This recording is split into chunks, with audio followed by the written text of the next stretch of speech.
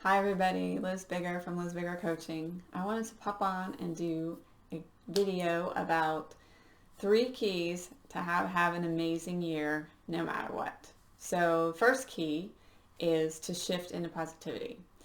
So when we're in negativity, we find that we are just in a place where once one thing goes wrong, we will just waterfall into this place of negativity.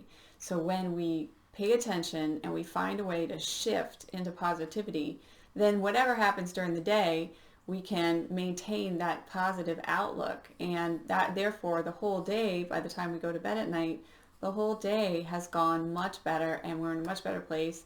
And we go to bed feeling like, oh, I had a great day. You string together 365 days where you go to bed feeling like I had a great day, you're going to have a great year. So that is how positivity can really help us to have an awesome year no matter what. And some of the things that we can do to shift into positivity, just a quick breakdown, and I'm going to do longer videos on each one of these keys later on. So the first thing we can do is pay attention to our words. What are we saying to ourselves? What are we saying to others? The second thing we could do is pay attention to our actions. How are we treating other people? How are we treating ourselves? How are we, especially our loved ones, the closest ones to us, our husbands and our wives and our children and our mothers and our fathers, how are we treating them? Is it positive or negative? This is a good way to gauge, are we being positive or are we being negative? And another way we can gauge, are we positive or negative, is how do we feel in each situation? Are we in gratitude or are we in resentment? So these are just different feelings that we have. We can figure out, are we in positivity or are we in negativity? And this awareness is one of the first keys to shifting into positivity. So, but first we have to figure out, are we in positivity or are we in negativity? And how can we shift into the other one? So another key to having an awesome year, no matter what, is to do some visioning. And if you're not familiar with visioning is the act of sitting down and really looking down the road and kind of setting goals and trying to get really clear about what it is we want in our life for the year to come.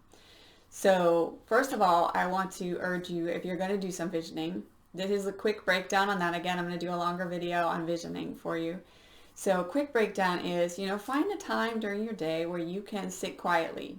Try to make it, at least 15 minutes to an hour where you could just sit quietly and really get still and really just think about it.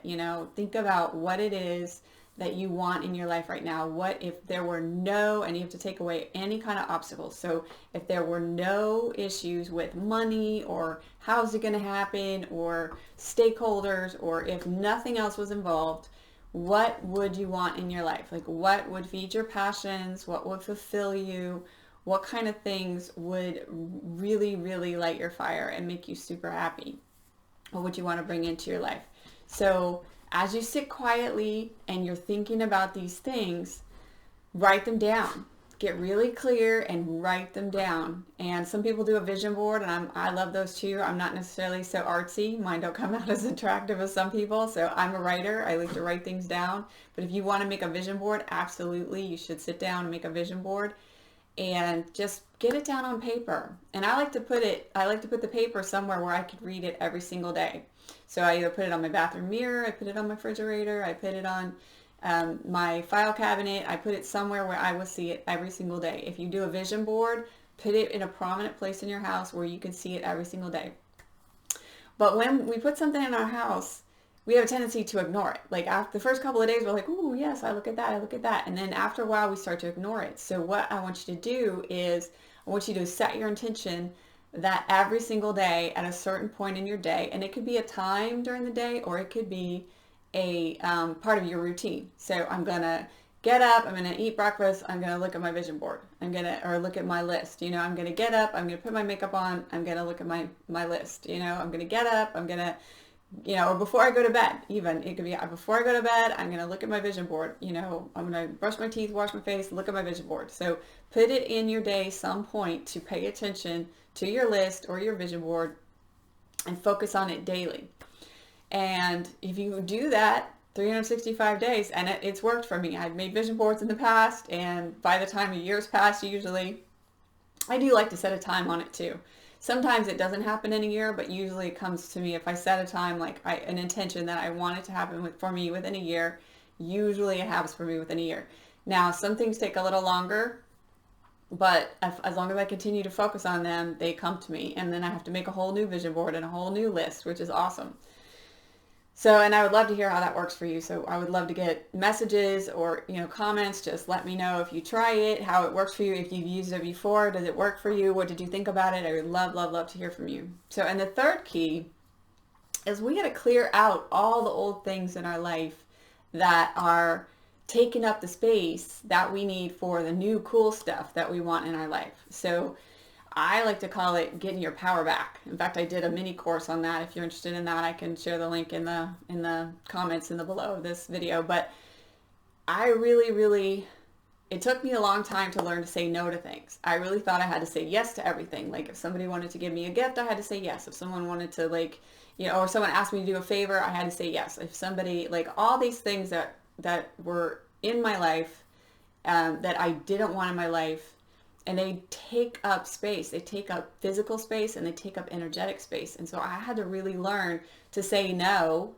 first of all, to keep them from coming in my life. And second of all, I really had to learn to go and chuck them out, figure out what it is that is sucking up my time and my space and my energy, chuck it out of my life. It's got to go.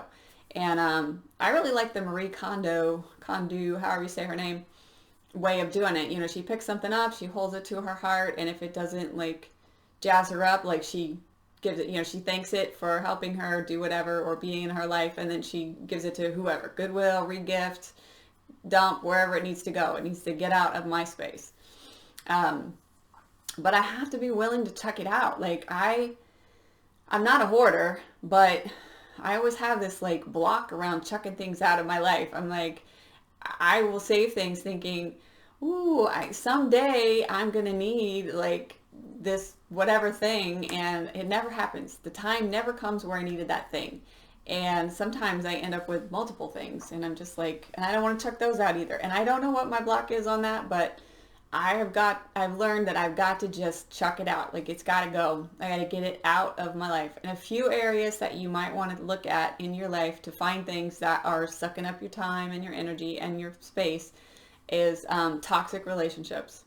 Toxic relationships. Do you have people in your life that are energy vampires? Do you have people in your life that, say they want to go to coffee and then they don't go to coffee, or they cancel all the time, or, they're just not reliable people. They're not trustworthy people, or they like to gossip a lot, or everything's always negative with them. Every time you get around them, they just bring you way down. Those people, they got to go, and there's really nice ways that you can do that. Again, I have a mini course on that if you want to take a look at that at some point. And then also another thing is items in your home or office. I only want things in my home or office that I really, really love. And I am actually in the process, and I've been in the process for this last year. I'm still chucking things out. I got divorced 2 years ago, and I'm still chucking things out. I'm just okay, check it out. It's many, many revolutions of chucking it out, but I'm getting there. So check out your home and your office and figure out what is it that is not working for me? What is taking up space and my energy that has to go? And I love drama that's not mine. People want to they just love to tell me about who's doing what to who and what's happening over there and this and that and the other. Oh, and then of course whatever's going on in our country right now. I don't want to talk about it, but yeah, not my drama. I gotta chuck it out. Is there any? I look at something and an issue, a situation. If somebody brings it to me and I'm is there anything I need to do in this situation? If the answer is no, then chuck it out. It's not mine. If there's something I need to learn from the situation, I learn whatever that is and chuck it out. It's got to go. And then there's a lot of, and these are a little harder to find, you got to dig a little deeper, but there's a lot of us have this old programming in our minds of our parents told us, you have to be this and you have to do that and you have to do this and you have to do that. And it really works for us. And I'm not, disparaging parents at all. I mean, my parents were great and they did the best they could. But today, I get to choose. I get to choose how I want to be. I get to choose who I want to be. I get to be my authentic self. So any of that old programming, it's got to go. Check it out. Limiting beliefs. Like I catch myself sometimes, I'm just like, oh, I could never do that. And I have to really, really stop myself and be like, why not? Why couldn't you do that? I have to just like think, is that a limiting belief or is that really true? I mean, there's things that I'm not going to be able to do. I'm not going to be a professional ballerina. Like that ship has sailed. Like, and I don't think I ever could have been anyway. But there are some things that obviously I'm never going to get to do. But a lot of things I can do. And I just have it in my mind like, oh, that's for special people or that's for like somebody else. That's not for me. And those are things, I can chuck them out. Those got to go. Like, I have to really pull them out and look at that. Like, is that real? Like, is that true? Or do I need to chuck that out? And I chuck them out. And my old behavior patterns, I found that I have like some defense mechanisms that do not serve me. Like I've got to let them go. They just, I instantly feel like, and I've learned I need to get curious. That's the best way for me to get rid of these behavior patterns, because I find that when I'm in a place of judgment or superiority, and people come to me and they trigger me with whatever they do, and I'm just instantly just incensed. Like, what did you say? What did you do? Why did you do that? And the truth, that's the question. Like I have to ask myself, like, why did you do that? Not like, I don't have to instantly react and respond. I can ask myself, well, be curious. Like, that's interesting. Well, I wonder what's going on there. I wonder why they're doing that, And I don't necessarily even have to ask them that, but I also don't have to respond. I don't have to pull out all my old defense mechanisms and, type back furiously on an email or a Facebook post or whatever.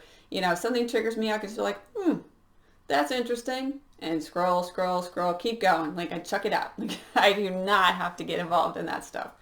So those are the 3 keys.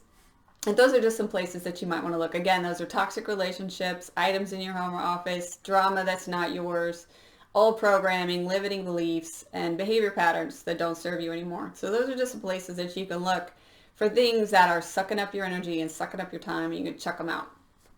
And so those are the 3 keys. So the first key obviously is shifting into positivity. The second key is visioning and making sure that you get really clear on what it is you want to bring into your life. And then the third key is to chuck it out. Chuck everything out that is taking up space, that is going to take up the space that you need to free that space up to get this great new stuff coming into your life.